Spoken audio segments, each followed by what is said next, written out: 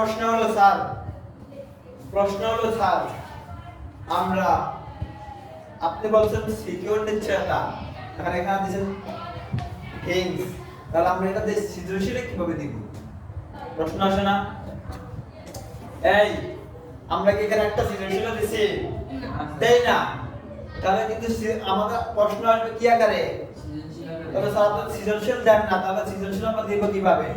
এগুলা করে মনে করো বললো মিস্টার কামাল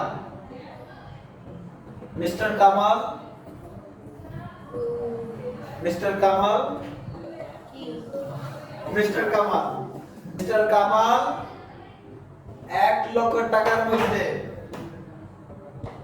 10,000 টাকা বিনিয়োগ করে 90,000 টাকা নগদে হাতে রাখেন। অপরদিকে মিস্টার জামাল প্রাপ্য বিলে 10,000 টাকা ভাঙিয়ে একটি আলমারি ক্রয় করেন। গ নম্বরের প্রশ্ন আসলো, মিস্টার কামাল কি তারল্য বনাম মুনাফার নীতিটি অবলম্বন করেছে? না। প্রথম লাইন শেষ। মিস্টার কামাল তারল্য বনাম মুনাফার নীতি অবলম্বন। দ্বিতীয় প্যারা শুরু করবেন। তারল্য বনাম মুনাফার নীতি কি আমরা লিখছি না এখানে? তারল্য বনাম মুনাফার নীতি বলতে আপনি কি বুঝেন এটা লিখবেন। গ নম্বর কি লিখবেন? তারল্য বনাম মুনাফার নীতি হলো তারল্যের সাথে মুনাফার সাথে সামঞ্জস্য রেখে ব্যবসার কার্যক্রম অর্থায়নের কার্যক্রম পরিচালনা করা, এটাকে বলা হয় তারল্য বনাম মুনাফার নীতি। 3 নাম্বার প্যারা লিখলেন, মিস্টার কামাল 10,000 টাকা বিনিয়োগ করছেন, 90,000 টাকা এদিকে তিনি 10,000 টাকার ফলে পরিপূর্ণ মুনাফা পাবেন।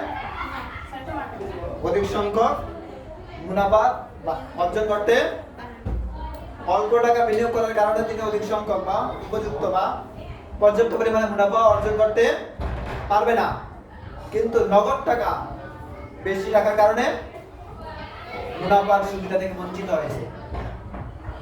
অতএব তিনি তারল্য বনাম মুনাফার নীতিটি অবলম্বন। এতটুকু গুছিয়ে লিখলেই দেখবেন দ্যাট সিস্টেম উপরে গেছে কি। গ নম্বরের প্রশ্ন আসলো, মিস্টার জামালের কোন নীতি বহির্ভুক্ত কাজ করেছে? মিস্টার জামালের কাজ করেছে কোনটি? 10,000 টাকা প্রাপ্য বিল ভাঙিয়ে আসবাবপত্র ক্রয় করেছে। কোন নীতির বহির্ভুক্ত? উপযুক্ততার নীতি। প্রথম লাইনে লিখে ফেলেছে মিস্টার কামাল উপযুক্ততার নীতির বহির্ভুক্ত কাজ করেছেন। খ নম্বর দ্বিতীয় প্যারা লিখলেন, উপযুক্ততার নীতি হলো এই উপযুক্ততার নীতি বলতে যা বুঝেন। গ নম্বরে লিখলেন মিস্টার কামাল কে তারল্য, এটা কি বলে? তারল্য খাত বা স্বল্পমেয়াদী খাতের অর্থ ভাঙিয়ে, স্বল্পমেয়াদী খাতের সম্পদ ভাঙিয়ে দীর্ঘমেয়াদী কি করেছেন? সম্পত্তি ক্রয় করেছেন, স্থায়ী সম্পত্তি ক্রয় করেছেন। এটি কোন নীতির বহির্ভুক্ত? উপযুক্ততার নীতিতে অন্তর্ভুক্ত নয়। 19 লিখে দিলেন, অতএব মিস্টার কামালের কাজটি কোন নীতির বহির্ভুক্ত? উপযুক্ততার নীতির বহির্ভুক্ত। এভাবে যদি গুছিয়ে লেখেন তাহলে কি নাম্বার কম দেওয়ার সুযোগ আছে? এখন গুছিয়ে লিখবেন কিভাবে যদি আপনি উপযুক্ততার নীতি কি এটা না জানেন? এই যে আপনি ভুল কথা বললেন, এই যে আপনি সৃজনশীল অ্যান্সারটা করলেন, কিভাবে করবেন? এই যে বললো কোন নীতির বহির্ভুক্ত, আপনি বলেন উপযুক্ততার নীতি। আপনি যদি উপযুক্ততার নীতিটা কি এটা না জানতেন তাহলে আপনি বলতে পারতেন? আমি গ্যারান্টি দিতে পারি যদি তোমরা এতটুকু মুখস্থ করো, এই যে এখানে এই ফিনান্স তোমাদের 7 পৃষ্ঠা নাকি, এই 7 পৃষ্ঠা যদি মুখস্থ করতে পারো তাহলে তোমাদের অজানা কিছু থাকবে না তোমাদের বইয়ে। হ্যাঁ, অজানা কিছু আমি বলতে পারি থাকবে না।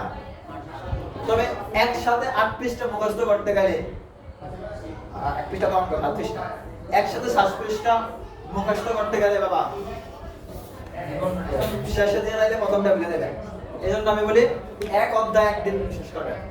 আজকে প্রথম অধ্যায় এই মূল থিমগুলা, এই প্রথম অধ্যায়ের মূল থিমগুলা মুখস্থ করে ফেলো। যেন এগুলা মূলত সৃজনশীল ইঙ্গিত মূলক। তুমি যদি মূল জিনিসটা জানো, বাংলা যেমন মূল জিনিসটা জানো না, বাক্য সম্প্রসারণটা জানো না, আমরা এখানে সেই মূল বাংলা কি পড়া, একটা গল্প কি পড়া, মূল ভাবটা পড়া তোমরা। মূল ভাবটা জানা থাকলে সৃজনশীল অ্যান্সার দেওয়া যায় না। আমরা মূলত একটা অধ্যায়ের মূল ভাবটা দিয়ে দিয়েছি, মূলত একটা অধ্যায়ের মূল ভাবটা আমরা এখানে, ঠিক আছে? কাজেই এটা মুখস্থের মতো করে নেবেন, যেন তোমাদেরকে টোকা দিলে বাজে।